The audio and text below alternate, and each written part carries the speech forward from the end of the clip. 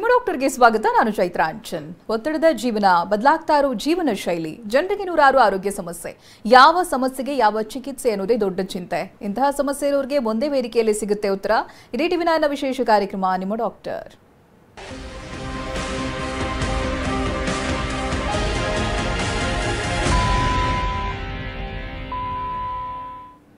ಬಂಜೇತನ ಇತ್ತೀಚಿನ ದಿನದಲ್ಲಿ ಹೆಣ್ಣು ಮಕ್ಕಳನ್ನ ಕಾಡ್ತಾ ಇರುವಂತಹ ಸಮಸ್ಯೆ. ಕಲುಷಿತ ಗಾಳಿ, ಪೋಷಕಾಂಶ ರಹಿತ ಆಹಾರ, ಅನುಚಿತ ಜೀವನ ಶೈಲಿ, ತಿಂಗಳ ಋತುಚಕ್ರದಲ್ಲಿ ಕ್ರಮಬದ್ಧತೆ ಇಲ್ಲದೆ ಇರೋದು ಮಹಿಳೆಯರಲ್ಲಿ ಬಂಜೇತನಕ್ಕೆ ಕಾರಣ ಆಗಬಹುದು. ಇನ್ನು ಅನೇಕ ಬಾರಿ ಪುರುಷರಲ್ಲಿನ ಸಮಸ್ಯೆಯಿಂದಾಗಿ ದಂಪತಿ ಮಕ್ಕಳನ್ನ ಪಡೆಯುವಲ್ಲಿ ವಿಫಲರಾಗ್ತಾರೆ. ಧೂಮಪಾನ ಸೇರಿದಂತೆ ಅನೇಕ ಕಾರಣಗಳಿಂದ ಪುರುಷರು ಬಂಜೇತನವನ್ನು ಎದುರಿಸ್ತಾ ಇರ್ತಾರೆ. ಆದರೆ ಆಧುನಿಕ ಶಸ್ತ್ರಚಿಕಿತ್ಸೆ ಹಾಗೆ ಆರೈಕೆಗಳಿಂದ ಈ ಸಮಸ್ಯೆಯನ್ನ ಸರಿಪಡಿಸಿಕೊಳ್ಳಬಹುದು. ಪ್ರಸ್ತುತ ವೈದ್ಯಕೀಯ ಜಗತ್ತಿನಲ್ಲಿ ಇಂತಹ ಸಮಸ್ಯೆಗಳಿಗೆ ಸೂಕ್ತ ಪರಿಹಾರ ಇದ್ರೂ ಇದಕ್ಕೆ ಸಂಬಂಧಿಸಿದ ಮಾಹಿತಿಯ ಕೊರತೆ ಇರುತ್ತೆ.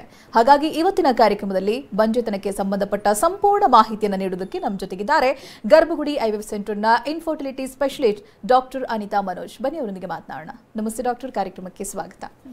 ಮೊದಲಾಗಿ ಬಹಳ ಬೇಸಿಕ್ ಇಂದನೇ ಶುರು ಮಾಡೋಣ. ಇನ್ಫರ್ಟಿಲಿಟಿ ಅಂದ್ರೆ ಏನು, ಯಾವಾಗ ಯಾವ ಕಂಡೀಷನ್ ಅನ್ನ ಇನ್ಫರ್ಟಿಲಿಟಿ ಇದೆ ಇವರಿಗೆ ಅನ್ನೋದನ್ನ ನೀವು ಖಚಿತಪಡಿಸ್ತೀರಾ? ಜೊತೆಗೆ ಏನೇನು ಕಾರಣಗಳಿರುತ್ತೆ ಅಂತ. ಈಗ ಇನ್ಫರ್ಟಿಲಿಟಿ ಅಂದರೆ ಮಗುಗೋಸ್ಕರ ಪ್ರಯತ್ನ ಮಾಡಿನೂ, ಪ್ರೆಗ್ನೆನ್ಸಿಗೋಸ್ಕರ ಟ್ರೈ ಮಾಡಿನೂ 1 ವರ್ಷ ಆದ್ರೂ ಮಗು ನಿಲ್ತಾ ಇಲ್ಲ ಅಂದರೆ ಅದನ್ನ ಇನ್ಫರ್ಟಿಲಿಟಿ ಅಂತ ಹೇಳ್ತೀವಿ. ಯಾವುದೇ ಪ್ರಯತ್ನ ಮಾಡ್ತಾ ಇದ್ರು ಅಂದರೆ ಅವ್ರು ಫರ್ಟಿಲಿಟಿ ವಿಂಡೋ ಫಾಲೋ ಮಾಡ್ತಾ ಇರ್ಬೋದು, ಇಲ್ಲ ಬೇರೆ ಸಮಸ್ಯೆಗಳಿಂದ ಹೊರಗೆ ಬರ್ತಿರ್ಬೋದು. ಅಂದರೆ ಮದುವೆಯಾಗಿ ಎಷ್ಟು ವರ್ಷ ಆಗಿದ್ರೂ ತುಂಬ ಜನ ಪ್ಲ್ಯಾನ್ ಮಾಡೋದು ಲೇಟಾಗಿ ಪ್ಲ್ಯಾನ್ ಮಾಡ್ತಾರೆ. ಅವ್ರ ಪ್ಲ್ಯಾನಿಂಗ್ ಶುರು ಮಾಡಿದ ಮೇಲೆ 1 ವರ್ಷ ಪ್ರಯತ್ನ ಮಾಡಿನೂ ಆಗಿಲ್ಲ ಅಂದರೆ ಅದನ್ನು ಇನ್ಫರ್ಟಿಲಿಟಿ ಅಂತ ಹೇಳ್ತೀವಿ. 6 ತಿಂಗಳಾದ್ರೂ ಕರೆಕ್ಟಾಗಿ ಪೀರಿಯಡ್ಸ್ ಎಲ್ಲ ಅಂದರೆ ಮುಟ್ಟು ಋತುಚಕ್ರಗಳೆಲ್ಲ ಕರೆಕ್ಟಾಗಿದ್ದು ಬೇರೆ ಏನೂ ಸಮಸ್ಯೆಗಳು ಅಪ್ಪಟವಾಗಿ ಕಾಣಿಸ್ತಾ ಇಲ್ಲ ಅಂದಮೇಲೆ 6 ತಿಂಗಳಾದ್ರೂ ಮಗು ನಿಲ್ತಾ ಇಲ್ಲ ಅಂದ್ರೇ ನಮಗೆ ಅಲಾರ್ಮ್ ಹೊಡೆಯೋಕ್ಕೆ ಶುರು ಆಗಬೇಕು. ಇಮ್ಮಿಡಿಯೇಟಾಗಿ ಎಕ್ಸ್ಪರ್ಟ್ ಒಪಿನಿಯನ್ ತೊಗೊಂಡು 1 ವರ್ಷ ಕ್ರಾಸ್ ಆಗೋವರೆಗೂ, ಡೆಫಿನೇಷನ್ ಪ್ರಕಾರ 1 ವರ್ಷ ಕ್ರಾಸ್ ಆಗೋವರೆಗೂ ವೆಯ್ಟ್ ಮಾಡ್ದೇ ತಜ್ಞರ ಸಲಹೆ ಪ್ರಕಾರ ಹೋಗೋದು ಒಳ್ಳೆಯದು. ಅದಕ್ಕೆ ಕಾರಣಗಳು ಹಲವಾರು ಕಾರಣಗಳು. ಹಿಂದಿನ ಕಾಲದಲ್ಲಿ ಯಾವಾಗಲೂ ಸೋಷಿಯಲ್ ಸ್ಟಿಗ್ಮಾ, ಹೆಂಗಸರ ಮೇಲೇ ಜಾಸ್ತಿ ಪ್ರೆಷರ್ ಇರ್ತಿತ್ತು. ಅಂದರೆ ಈಗ ಮಕ್ಕಳಾಗ್ತಾಯಿಲ್ಲ, ಆಯಿತು ಮದುವೆ ಆಗಿ ಮಕ್ಕಳಾಗ್ತಾ ಇಲ್ಲ, ಇವಳಿಂದ ನನ್ನ ಮಗನಿಗೊಂದು ಮಗು ಕೊಡೋಕ್ಕಾಗ್ತಿಲ್ಲ, ಸೊ ನೆಕ್ಸ್ಟ್ ಇನ್ನೊಂದು ಮದುವೆ ಮಾಡಿಬಿಡೋಣ, ಹೀಗೆಲ್ಲ ಯೋಚನೆ ಮಾಡ್ತಿದ್ರು. ಈಗಲೂ ಆ ಥರ ಯೋಚನೆ ಮಾಡೋರು ಇದ್ದಾರೆ. ಆದರೆ ಕಾರಣಗಳು ಹೇಗೆ, ಒಂದು ಅಂಡಾಣು ಇಂಪಾರ್ಟೆಂಟು ಮಗು ಆಗೋದಕ್ಕೆ, ವೀರ್ಯ ಕಣಗಳು, ವೀರ್ಯಾಣುನೂ ಅಷ್ಟೇ ಇಂಪಾರ್ಟೆಂಟ್. 50% ಬೈ ಎಗ್ ಅಂದರೆ 50% ಬೈ ಸ್ಪರ್ಮ್. ಸೊ ಕಾರಣಗಳು 30% ಹೆಂಗಸರಿಂದ ಇದ್ದರೆ 30% ಗಂಡಸರಿಂದ ಇರುತ್ತೆ. ಇನ್ನು 30% ದಂಪತಿಗಳು ಇಬ್ಬರಿಗೂ ಸಮಸ್ಯೆಗಳಿರುತ್ತೆ.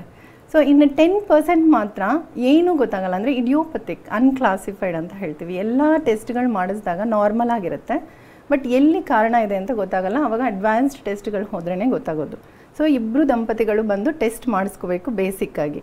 ಕಾರಣ ಹೆಂಗಸರಲ್ಲಿ ಬಂದಾಗ ಗರ್ಭಕೋಶದಲ್ಲಿ ಸಮಸ್ಯೆಗಳಿರ್ಬೋದು, ಅಂದರೆ ಫೈಬ್ರಾಯ್ಡ್ಸು, ಪಾಲಿಪ್ಸು, ಇಲ್ಲ ಗರ್ಭದ ಒಳಗಡೆ ತಡೆಗಳು, ಸೆಪ್ಟಮ್ಮು, ಬೇರೆ ಇಂಟ್ರಾಮ್ಯೂರಲ್ ಫೈಬ್ರಾಯ್ಡ್ಸು, ಇನ್ಫೆಕ್ಷನ್ಸು, ಎಂಡೋಮೆಟ್ರಿಯೋಸಿಸ್ ಈ ಥರ ಇರ್ಬೋದು.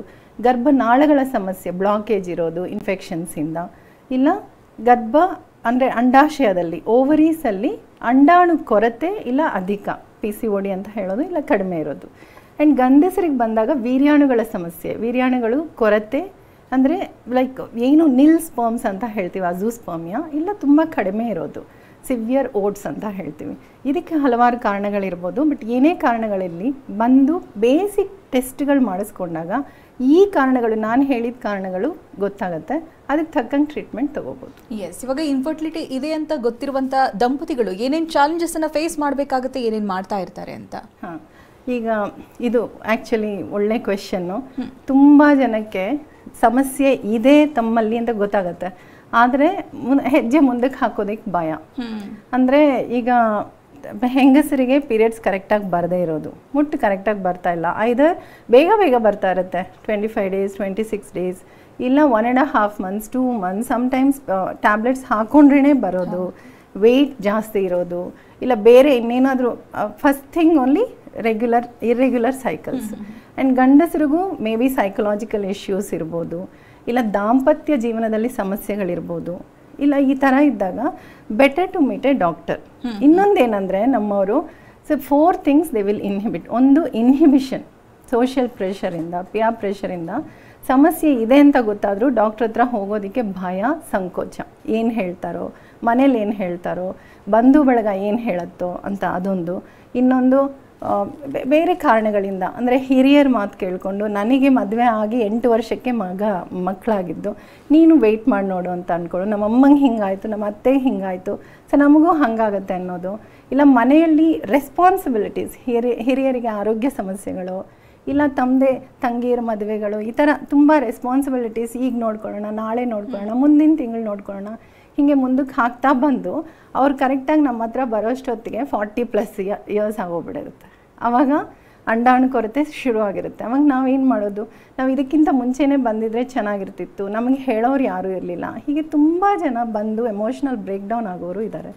ಸೊ ಫಸ್ಟ್ ಬಂದು inhibition, they should come out and approach the doctor. Next emotional turmoil ಅಂದರೆ ಇವರಿಗೆ ಸೇಮ್ ಥಿಂಗ್, ಸೋಷಿಯಲ್ ಪ್ರೆಷರಿಂದ ಮಕ್ಕಳಾಗ್ತಾ ಇಲ್ಲ, ಯಾವುದೇ ಒಂದು ಫಂಕ್ಷನ್ ಅಟೆಂಡ್ ಮಾಡಿದ್ರು ಮಕ್ಕಳಾಗ್ತಾ ಇಲ್ಲ ಅನ್ನೋ ಪ್ರೆಷರಿಂದ ಅವರಿಗೆ ಎಮೋಷನಲ್ ಟರ್ಮೋಯಿಲ್ ಆಗಿರುತ್ತೆ. ಅಲ್ಲಿ ಬಂದು ನಾವೇನಾದರೂ ಕ್ವೆಶನ್ ಕೇಳೋಕ್ಕೆ ಶುರು ಮಾಡಿದ ತಕ್ಷಣ ಅಳಕ್ಕೆ ಶುರು ಮಾಡ್ತಾರೆ. So that emotional support is very much required. Another thing is financial challenges. So this is also one important thing. So doctor ಹತ್ರ ಹೋದರೆ IVF ಹೇಳ್ಬೋದು, ಅದಕ್ಕೆ ತುಂಬ ಖರ್ಚಾಗ್ಬೋದು, ನಮಗೆ ಹಣದ ಸಮಸ್ಯೆ ಇದೆ. ಸೊ ಈ ಥರ. ಇನ್ನೊಂದು ನೆಗೆಟಿವಿಟಿ ಫೇಸ್ ಮಾಡೋ ಧೈರ್ಯ ಇರಲ್ಲ ಕಪಲ್ಸ್ಗೆ. ನಾವು ಇಷ್ಟೂ ಖರ್ಚು ಮಾಡಿ ಅದು ಮತ್ತೆ ನಂಗೆ ನೆಗೆಟಿವ್ ರಿಸಲ್ಟ್ ಬಂದರೆ ನಾನು ಹೆಂಗೆ ಫೇಸ್ ಮಾಡೋದು, ಸೊ ಮತ್ತೆ ನಾನು ಏನು ಮಾಡೋದು, ಈ ನೆಗೆಟಿವಿಟಿ ಫೇಸ್ ಮಾಡೋ ಧೈರ್ಯ ಇರಲ್ಲ. ಆ್ಯಂಡ್ ಇನ್ನೊಂದೇನೆಂದರೆ, ಈ ಎಲ್ಲ ಸಮಸ್ಯೆಗಳು ಆದ್ರೂ ಮಗು ನಿಂತ್ರೂ ಪಾಸಿಟಿವ್ ಬಂದ್ರೂ ಅದು ಹೇಳ್ಕೊಳ್ಳೋಕ್ಕೆ ಭಯ, ಮತ್ತೆ ಸಂಕೋಚ. IVF ಮುಖಾಂತರನೋ ಇಲ್ಲ ಟ್ರೀಟ್ಮೆಂಟ್ ಮುಖಾಂತರನೋ ಮಗು ಪಡೆದಿದ್ದೀವಿ ಅಂತ ಹೇಳಿದ್ರೆ ಬಂಧು ಬಳಗ ಅದು ನಿಮ್ಮ ಮಗು ಅಲ್ಲ, ಬೇರೆಯವ್ರ ಮಗು ಏನೋ ಮಾಡ್ಕೊಂಡು ಬಂದಿದ್ದೀರಾ, ಹೀಗೆ. ಸೊ ಮೇಯ್ನ್ ಆಗಿ it is emotional and financial constraints couple will go through infertility treatment ಅಂತ ಬಂದಾಗ. ಎಲ್ಲರೂ ಗೊತ್ತಿರೋ ಪ್ರಕಾರ ವೈದ್ಯಕೀಯ ಲೋಕ ಎಲ್ಲೋ ಹೋಗ್ಬಿಟ್ಟಿದೆ. ಈ 10-15 ವರ್ಷಗಳಲ್ಲಂತೂ ಡ್ರಾಸ್ಟಿಕ್ ಚೇಂಜಸ್ ಆಗಿದೆ, ಅಡ್ವಾನ್ಸ್ ಆಗಿದೆ. ಇಲ್ಲಿ ಏನೆಲ್ಲ ಟ್ರೀಟ್ಮೆಂಟ್ ಇದೆ ಇನ್ಫರ್ಟಿಲಿಟಿಗೆ ಪರ್ಟಿಕ್ಯುಲರ್ ಆಗಿ, ಏನು ಸೊಲ್ಯೂಷನ್ ಕಂಡು ಹಿಡಿದಿದ್ದೀರಾ ಅಂತ? ತುಂಬ ಸೈನ್ಸು ಎಲ್ಲೋ ಹೋಗಿದೆ. ಸೊ ಯಾವಾಗೋ 73 ಫಸ್ಟ್ IVF ಇದಾದ್ರೂ ಈಗ ಹಲವಾರು ಸಮಸ್ಯೆಗಳಿಗೆ ವಿಭಿನ್ನ ತರಹ ಟ್ರೀಟ್ಮೆಂಟ್ಸ್ ಇದೆ.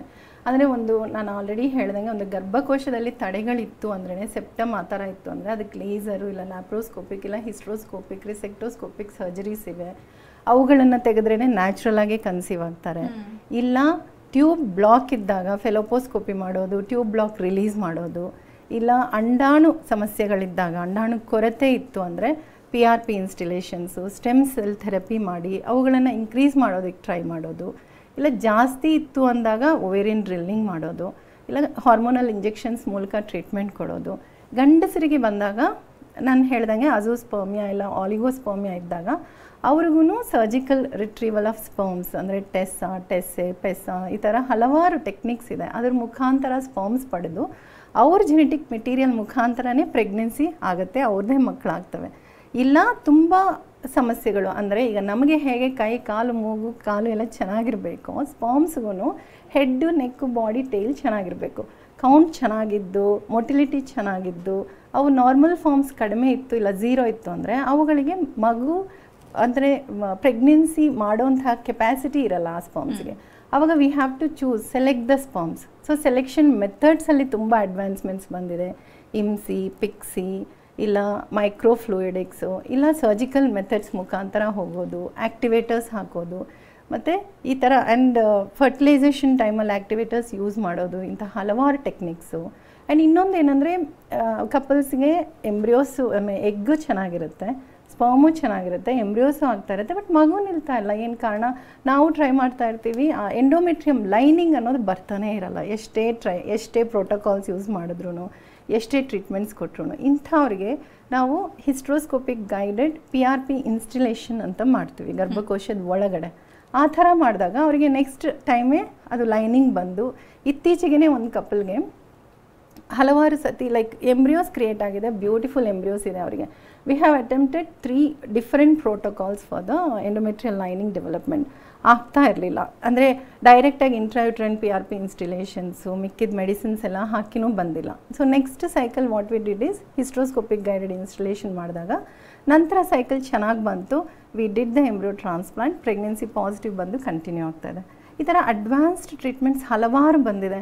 ಎಲ್ಲ ಒಂದು ಪ್ರಾಬ್ಲಮ್ ಅಂತ ಬಂದಮೇಲೆ ಒಂದು ಸೊಲ್ಯೂಷನ್ ಅಂತ ಇದ್ದೇ ಇರುತ್ತೆ.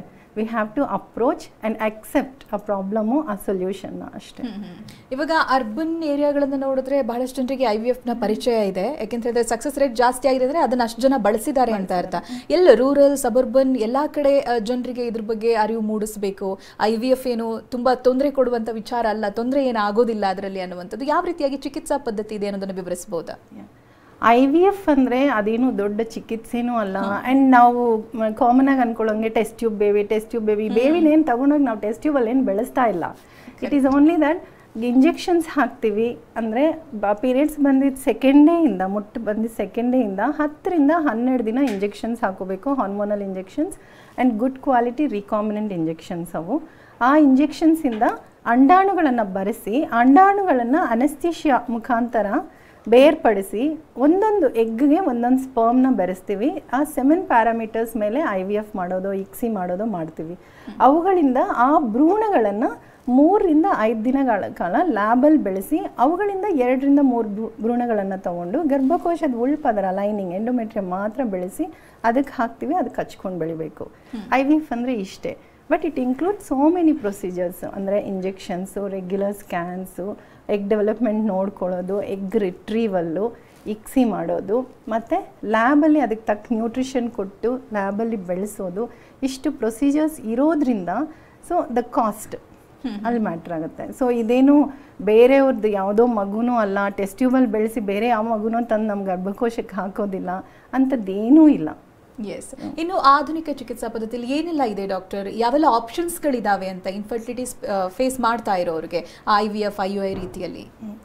IVF, IUI ಅಂದರೆ ಎಲ್ಲರಿಗೂ ಗೊತ್ತು. ನಾರ್ಮಲ್ ಆಗಿ ಮಕ್ಕಳು ಆಗ್ತಾ ಇಲ್ಲ ಅಂದರೆ ನ್ಯಾಚುರಲಾಗಿ ಟ್ರೈ ಮಾಡಿಯೂ ಆಗ್ತಾ ಇಲ್ಲ ಅಂದರೆ ಎಗ್ ಡೆವಲಪ್ಮೆಂಟ್ ಆಗೋಂಗೆ ಅಂದರೆ ಬೇಸಿಕ್ ಪರೀಕ್ಷೆಗಳು ಮಾಡಿಬಿಟ್ಟು ಎಲ್ಲ ಚೆನ್ನಾಗಿತ್ತು ಅಂದರೆ ಆ್ಯಂಡ್ ಅವ್ರಿಗೆ ಏಜೂ ವಿದಿನ್ 30 ಇಯರ್ಸ್ ಹಂಗಿತ್ತು, ಮ್ಯಾರಿಡ್ ಲೈಫ್ ಏನೂ ಜಾಸ್ತಿ ಇಲ್ಲ ಅಂದಾಗೆ ಸಿಂಪಲ್ ಟ್ರೀಟ್ಮೆಂಟ್ಸೇ ವಿಲ್ ಗಿವ್. ಅಂದರೆ ಎಗ್ ಡೆವಲಪ್ಮೆಂಟಾಗಿ ಮಾತ್ರೆಗಳು ಕೊಟ್ಟು ಮೆಡಿಸಿನ್ಸ್ ಕೊಟ್ಟು ನ್ಯಾಚುರಲಾಗಿ ಟ್ರೈ ಮಾಡೋಕ್ಕೆ ಹೇಳ್ತೀವಿ. ಹಾಗೂ ಆಗಿಲ್ಲ ಅಂದರೆ ಟ್ಯೂಬ್ಸ್ ಚೆನ್ನಾಗಿತ್ತು, 7 ಪ್ಯಾರಾಮೀಟರ್ಸ್ ಚೆನ್ನಾಗಿತ್ತು ಅಂದರೆ ಇಂಟ್ರಾಯುಟ್ರೈನ್ ಇನ್ಸೆಮಿನೇಷನ್ IUI ಮಾಡ್ತೀವಿ.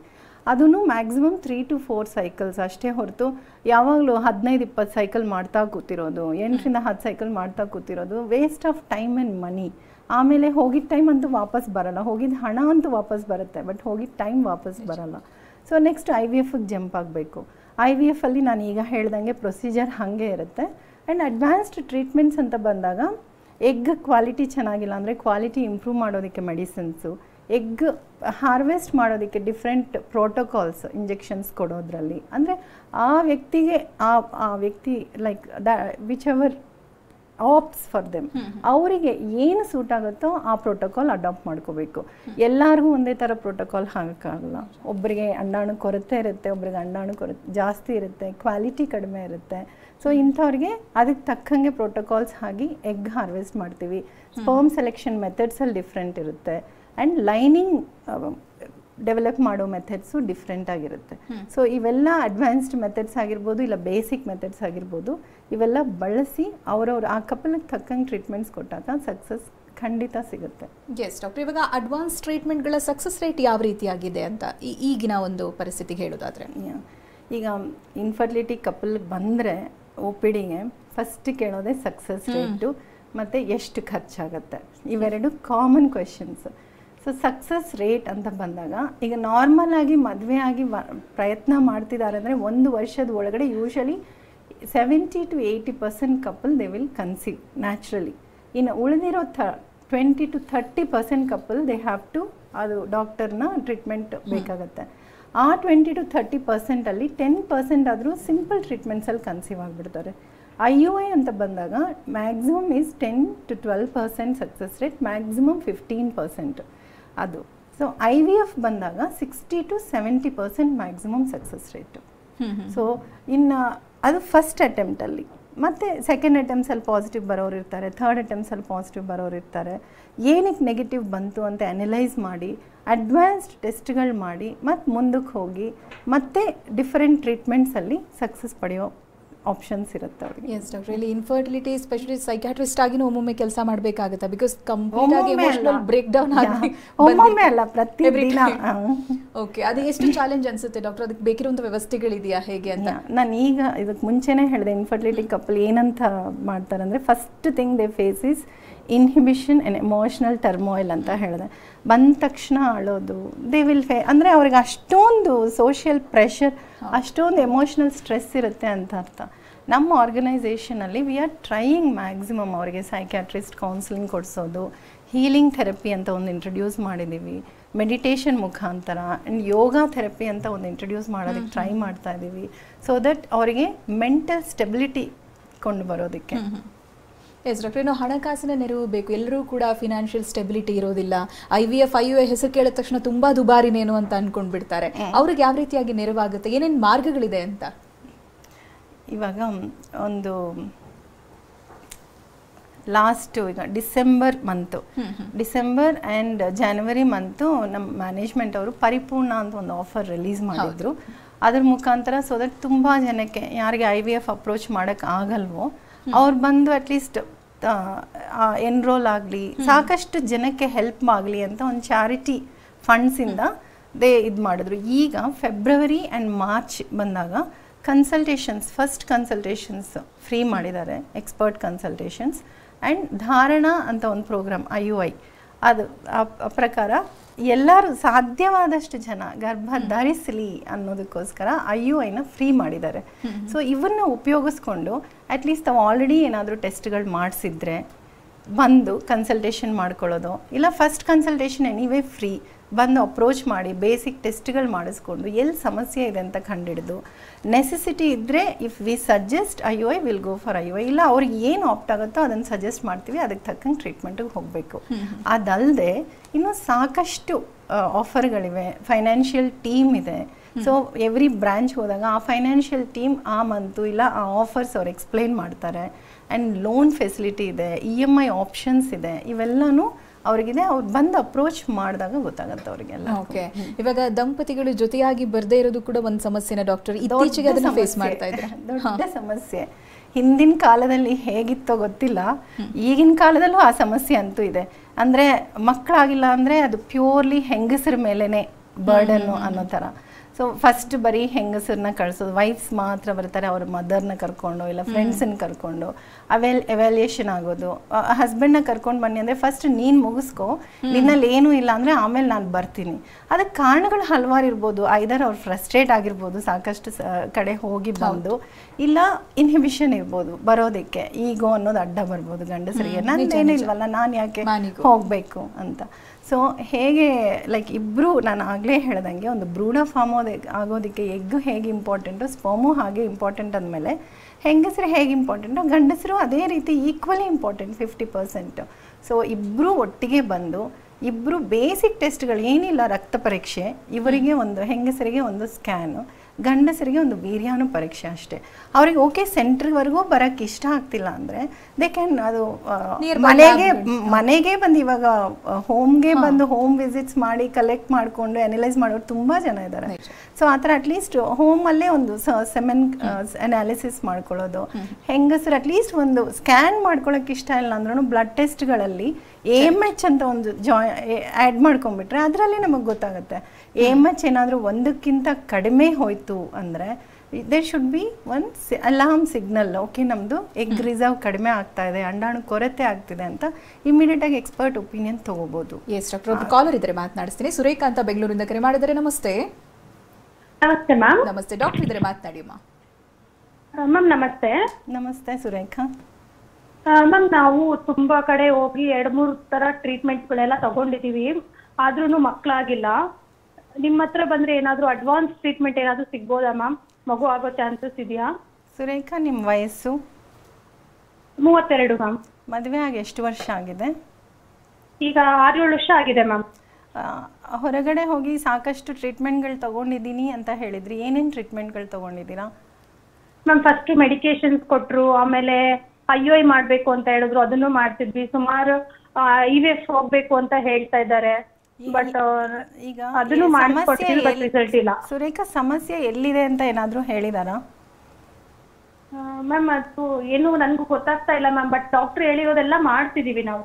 ಓಕೆ ಸುರೇಖಾ, ನೀವು ನಿಮ್ಮ ಹಸ್ಬೆಂಡು ನೀವು ಆಲ್ರೆಡಿ ಮಾಡಿರೋ ಟೆಸ್ಟ್ಗಳು ಆ ರಿಪೋರ್ಟ್ಸ್ಗಳೆಲ್ಲ ತೊಗೊಂಬಂದು ದಯವಿಟ್ಟು ಯಾವುದು ನಿಯರೆಸ್ಟ್ ಸೆಂಟರು ಅಲ್ಲಿ ಹೋಗಿಬಿಟ್ಟು ಎಕ್ಸ್ಪರ್ಟ್ನ ಮೀಟ್ ಮಾಡಿ ಅದ್ರ ಪ್ರಕಾರ ಎಲ್ಲಿ ಸಮಸ್ಯೆ ಇದೆ ಅಂತ ಗೊತ್ತಾದರೆ ನೆಕ್ಸ್ಟು ನಾವು ಟ್ರೀಟ್ಮೆಂಟ್ ಸಜೆಸ್ಟ್ ಮಾಡೋದಕ್ಕೂ ಈಸಿ ಆಗುತ್ತೆ. ಥ್ಯಾಂಕ್ ಯು ಸುರೇಖಾ ಅವರೇ ಕರೆ ಮಾಡಿದ್ದಕ್ಕಾಗಿ. ಡಾಕ್ಟರ್, ಇನ್ನು ಬಹಳಷ್ಟು ದಂಪತಿಗಳು ಈ ಸಮಸ್ಯೆನ ಫೇಸ್ ಮಾಡ್ತಾ ಇರ್ತಾರೆ, ಇನ್ಫರ್ಟಿಲಿಟಿ. ಎಷ್ಟೋ ಜನ ಕಾಲ್ ಮಾಡಿ ಆ ಸಮಸ್ಯೆನ ಹೇಳ್ಕೊಳ್ಳೋದಕ್ಕೂ ಒಂದು ರೀತಿ ಅಂತ ನಾಚಿಕೆ ಇರುತ್ತೆ. ನಿಮ್ಮ ಎದುರುಗಡೆ ಬರೋದಂತೂ ಅದು ತುಂಬ ದೂರದ ಮಾತು. ಸಬರ್ಬನ್ ಹಳ್ಳಿಗಳಲ್ಲಿರೋರಿಗೆ ಏನು ಹೇಳಕ್ಕೆ ಇಷ್ಟಪಡ್ತೀರಾ? ನಾನು ಆಲ್ರೆಡಿ ಹೇಳ್ದಂಗೆ ಮಕ್ಕಳು ಆಗ್ತಾ ಇಲ್ಲ 1 ವರ್ಷ ಆದ್ರೂ ಅಂತಿದ್ರೆ, ಮತ್ತು ನಮ್ಮ ಅಮ್ಮಂಗೆ ಹಿಂಗಾಯಿತು, ನಮ್ಮ ಅತ್ತೆಗೆ ಹಿಂಗಾಯಿತು ಅಂತ ಯೋಚನೆ ಮಾಡಿದೆ, ನಿಯರೆಸ್ಟ್ ಯಾವ ಡಾಕ್ಟರ್ ಸಿಗ್ತಾರೋ ಲೈಕ್ ಎಕ್ಸ್ಪರ್ಟ್ ಮೀಟ್ ಮಾಡಿ ಒಂದು ಒಪಿನಿಯನ್ ತೊಗೊಳ್ಳಿ, ಒಂದು ಬೇಸಿಕ್ ಟೆಸ್ಟ್ಗಳು ಮಾಡಿಸ್ಕೊಳ್ಳಿ. ಹಾಗಿಲ್ಲ ಅಂದ್ರೂ ಎಲ್ಲರಿಗೂ ಸಿಟಿಗೆ ಬರೋಕ್ಕಾಗಲ್ಲ. ಸೊ ನಾವುಗಳೇ ಕ್ಯಾಂಪ್ಸ್ ಮಾಡ್ತೀವಿ ಪೆರಿಫೆರೀಸಲ್ಲಿ ಹೋಗ್ಬಿಟ್ಟು, ಅಟ್ಲೀಸ್ಟ್ ಆ ಕ್ಯಾಂಪ್ಸನ್ನಾದರೂ ಯುಟಿಲೈಸ್ ಮಾಡಿಕೊಂಡು ಅಲ್ಲೂ ನಾವೇ ಬರೋದು. We experts, one of our experts only welcome. ನಮ್ಮನ್ನು ಅಪ್ರೋಚ್ ಮಾಡಿ ಅಲ್ಲಿ ತೋರಿಸ್ಕೊಳ್ಳಿ, ನಾವು ಅಟ್ಲೀಸ್ಟ್ ಒಂದು ಒಪಿನಿಯನ್ ಕೊಡ್ತೀವಿ. ಆವಾಗ ಗೊತ್ತಾಗುತ್ತೆ ಎಲ್ಲಿ ಸಮಸ್ಯೆ ಇದೆ, ಅದಕ್ಕೆ ತಕ್ಕಂಗೆ ಟ್ರೀಟ್ಮೆಂಟ್ ಆದರೂ ತೊಗೋಬೋದು. ಬಟ್ ಆದರೆ ನಾವು ಹಿಂಜರುಗ್ತಾ ಇದ್ದರೆ, ಹಿಂದೆ ಹೆಜ್ಜೆ ಹಾಕ್ತಾ ಇದ್ದರೆ ನಮಗೆ ಸಮಸ್ಯೆಗೆ ಇದು ಸಿಗಲ್ಲ, ಸೊಲ್ಯೂಷನ್ ಸಿಗಲ್ಲ. ಮುಂದಕ್ಕೆ ಹೋಗಬೇಕು, ಆಕ್ಸೆಪ್ಟ್ ಮಾಡ್ಕೋಬೇಕು, ಟ್ರೀಟ್ಮೆಂಟ್ ತೊಗೊಂಡ್ರೆ ಮೇ ಬಿ ಈ ಅಟೆಂಪ್ಟ್ ಇಲ್ಲ ಅಂದ್ರೂ ನೆಕ್ಸ್ಟ್ ಅಟೆಂಪ್ಟಲ್ಲಂತೂ ಖಂಡಿತ ಪಾಸಿಟಿವ್ ಬಂದೇ ಬರುತ್ತೆ. ಎಸ್ ಡಾಕ್ಟರ್, ಇವತ್ತಿನ ಕಾರ್ಯಕ್ರಮದಲ್ಲಿ ಇನ್ಫರ್ಟಿಲಿಟಿ ಬಗ್ಗೆ ಬಹಳ ವಿವರವಾಗಿ ಮಾಹಿತಿನ ತಿಳಿಸ್ಕೊಟ್ಟಿದ್ದೀರಾ. ಧನ್ಯವಾದಗಳು ನಿಮಗೆ. ಇದುವರೆಗೆ ನಮ್ಮ ಜೊತೆಗಿದ್ದು ಡಾಕ್ಟರ್ ಅನಿತಾ ಮನೋಜ್. ನೇರ ಭೇಟಿಗಾಗಿರುವಂಥ ನಂಬರ್ ಹಾಗೆ ವಿಳಾಸವನ್ನು ನೋಟ್ ಮಾಡಿಕೊಳ್ಳಿ. Garbhagudi IVF center, Bengaluru branches Hanumanthanagar, Jayanagar, Kalyananagar, Electronic City, Marathahalli, new BEL ರಸ್ತೆ, ನಾಗರಬಾವಿ. ದೂರವಾಣಿ ಸಂಖ್ಯೆ 9108910832. Website www.garbhagudi.com.